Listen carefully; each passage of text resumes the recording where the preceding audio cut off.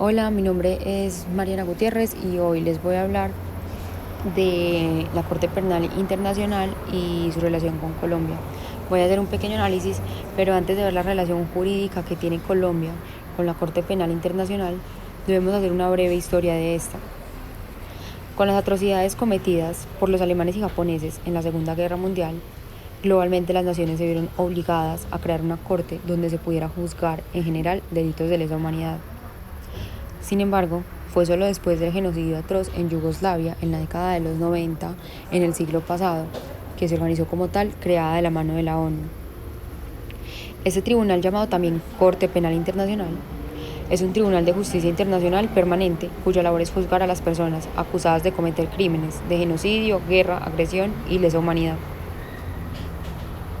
Pero, ¿qué hace fundamentalmente la Corte Penal Internacional?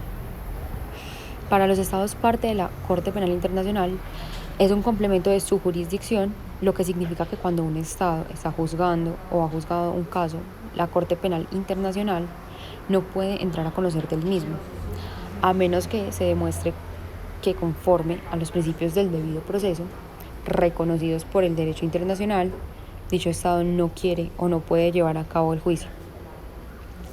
Y es en la anterior definición que parte uno de los puntos más importantes en la relación actual de la Corte con nuestro país. El Estatuto de la Corte no considera expresamente las amnistías y los indultos como casos en los cuales un Estado no quiere o no puede juzgar internamente a quienes cometan los delitos relacionados en el artículo 5 del Estatuto.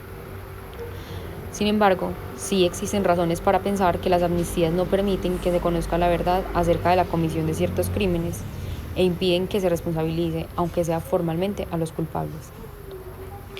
Dichas amnistías son contrarias a los principios del debido proceso reconocidos por el derecho internacional.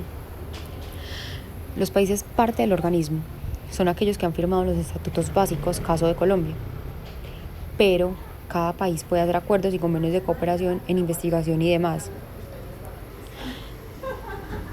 Pero, ¿qué es el derecho internacional? Bueno, este es un ámbito de regulación de relaciones interestatales normativo, prescriptivo y de deber ser, en el que vamos a identificar los 4 elementos que tiene un Estado, que son la población, el territorio definido, la soberanía y la capacidad de relacionamiento externo. Hoy en día están formalizados en un instrumento del derecho internacional interamericano llamado la Convención de Montevideo. Este establece los derechos y las obligaciones de los Estados.